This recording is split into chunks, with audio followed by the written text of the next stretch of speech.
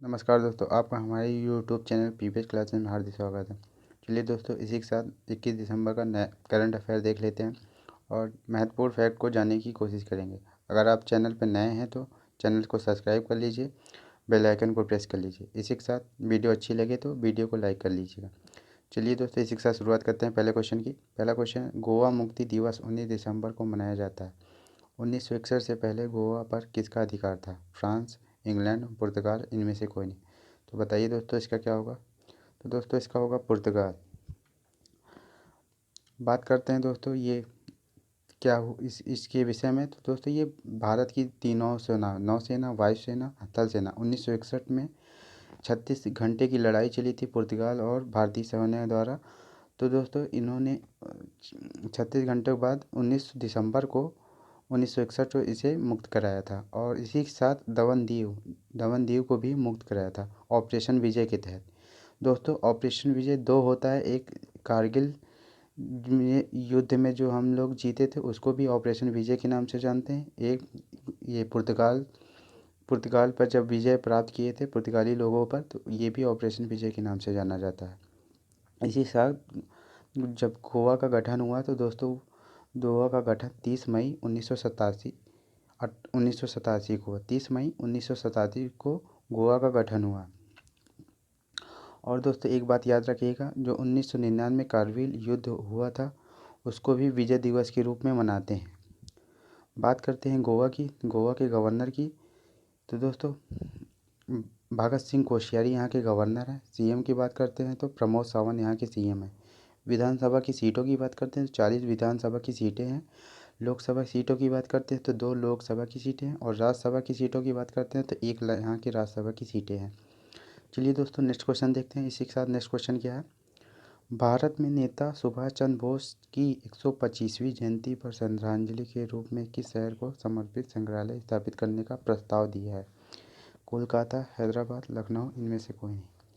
तो दोस्तों, ये दिया है कोलकाता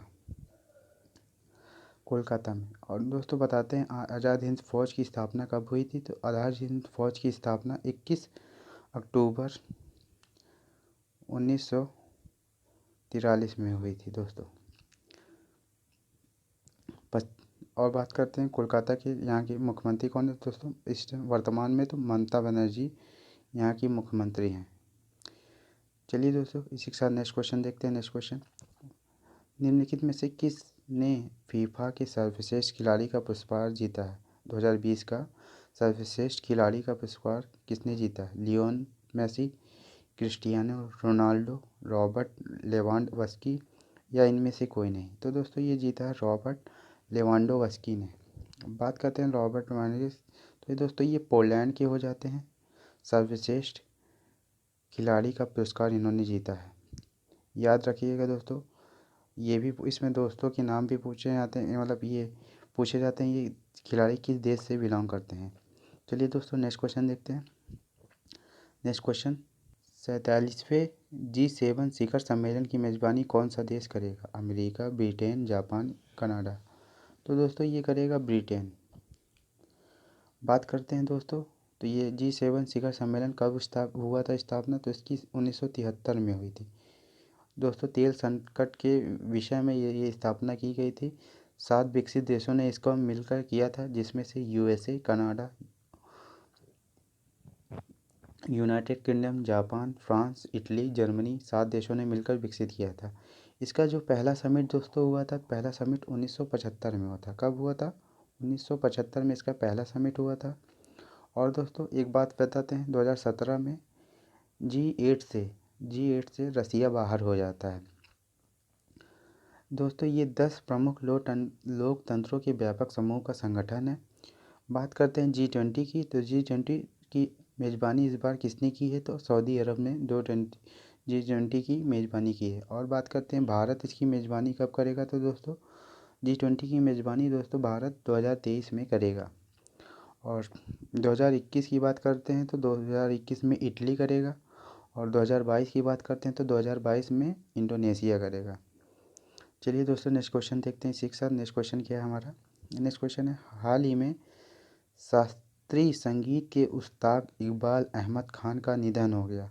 वह किस घराने से थे? वाराणसी घराना, दिल्ली घराना, इंदौर घराना, मेवाती घराना। तो दोस्तों ये थे दिल्ली घराना, इसको याद रखिएगा। इनका हाल ही में निधन हो गया। ये शास्त्रीय संगीत के मतलब उस्ताद इकबाल अहमद खां का निधन हो गया। चलिए दोस्तों नेक्स्ट क्वेश्चन देखते हैं। उस भारतीय का नाम बताइए जिसे एशिया पैसिफिक ब्रॉडकास्टिंग यूनियन के उपाध्यक्ष के रूप में नियुक्त किया गया है। तो बताइए दोस्तों, शशि शेखर वेम्पति, आलोक अग्रवाल, राजीव सिंह या अशोक लवासा। तो दोस्तों ये किया गया है शशि शेखर वेम्पति को। किस क्या किया गया? तो दोस्तों ये एशिया के पैसिफिक ब्रॉडकास्टिंग यूनियन के उपाध्यक्ष के रूप में नियुक्त हुए हैं। चलिए दोस्तों नेक्स्ट क्वेश्चन देखते हैं। क्वेश्चन नंबर 7, किस राज्य सरकार ने किसानों की आय को दोगुनी करने के लिए किसान कल्याण मिशन की शुरुआत की है? तो दोस्तों बताइए, झारखंड, महाराष्ट्र, उत्तर प्रदेश, इनमें से कोई नहीं, या गुजरात। तो दोस्तों ये की है उत्तर प्रदेश ने। दोस्तों ये सीएम किसान कल्याण योजना के तहत की गई, जिसमें जो लक्ष्य है 10,000 का है, जिसमें से पीएम निधि से 6,000 दिया जाएगा दोस्तों, और राज्य सरकार से 4,000 फंड देने की घोषणा की गई है दोस्तों। चलिए दोस्तों इसी के साथ उत्तर प्रदेश की बात करते हैं। सीएम कौन है यहाँ पर? सीएम तो यहाँ योगी आदित्यनाथ यहाँ के सीएम हो जाते हैं। गवर्नर की बात करते हैं। गवर्नर तो यहाँ आनंदीबेन पटेल यहाँ की गवर्नर हो जाती हैं दोस्तों। चलिए दोस्तों नेक्स्ट क्वेश्चन देखते हैं इसी के साथ। निम्नलिखित में से किस को चीन में संयुक्त राष्ट्र के रेजिडेंट कॉरिडोर के रूप में नियुक्त किया गया है? अनिल सोनी, कुलदीप हांडू, संदीप कटारिया, सिद्धार्थ चटर्जी। तो बताइए दोस्तों किसे किया गया है चीन के संयुक्त राष्ट्र रेजिडेंट कोऑर्डिनेटर के रूप में किसे किया गया है दोस्तों? तो ये दोस्तों किया गया है सिद्धार्थ चटर्जी को। याद रखिएगा दोस्तों, ये क्वेश्चन बन सकता है।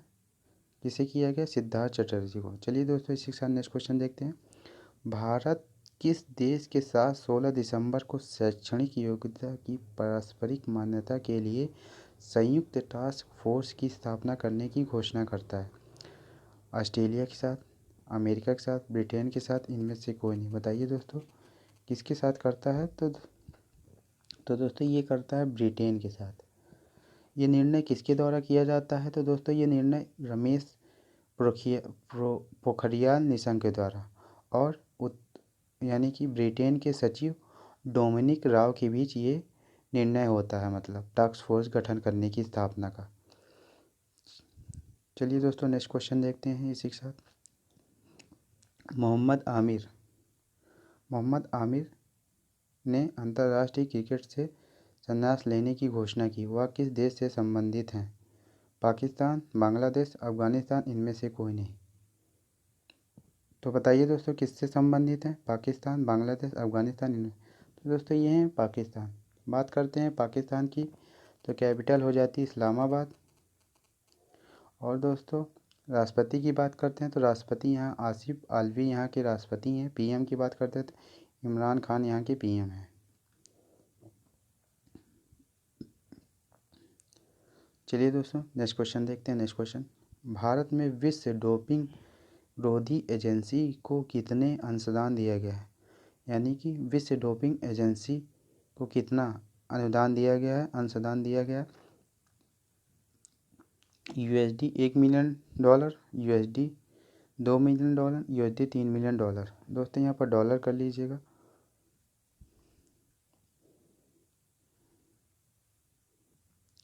तो दोस्तों ये दिया गया USD $1 मिलियन।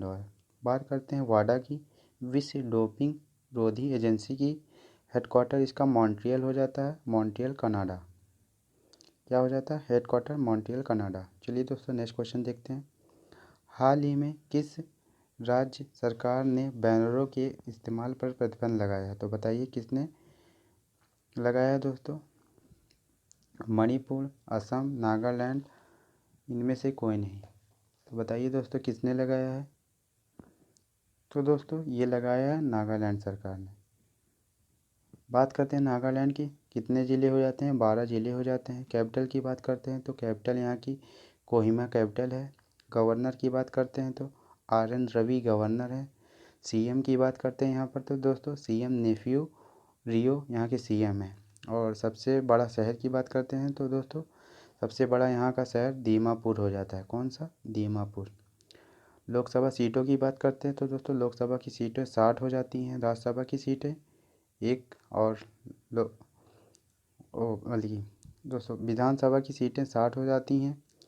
और दोस्तों राज्यसभा की सीटों की बात करते हैं, राज्यसभा की सीटें 1 हो जाती हैं और लोकसभा की सीटें 1 हो जाती है दोस्तों।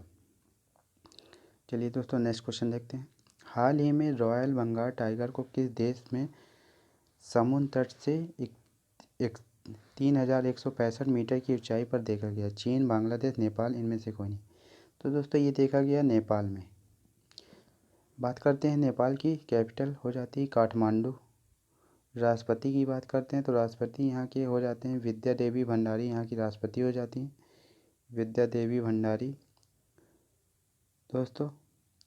और PM की बात करते हैं तो खड़ग प्रसाद शर्मा। कौन? PM की बात करते हैं तो खड़ग प्रसाद शर्मा यहाँ के PM हो जाते हैं दोस्तों।